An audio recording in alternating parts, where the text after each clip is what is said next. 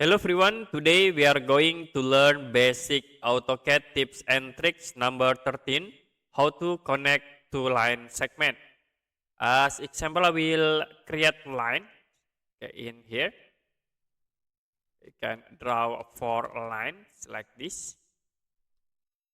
The next, if you want to connect between these two lines, we can use the fillet tools, type fillet, press enter, and then press shift button, hold.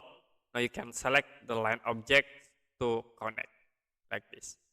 I will use again fillet command, press shift button, hold, and then you can select the two line object to connect.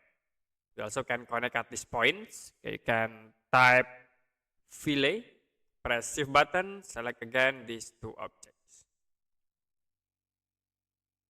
Okay, that's it for basic AutoCAD tips and tricks number 13, how to connect two line segment.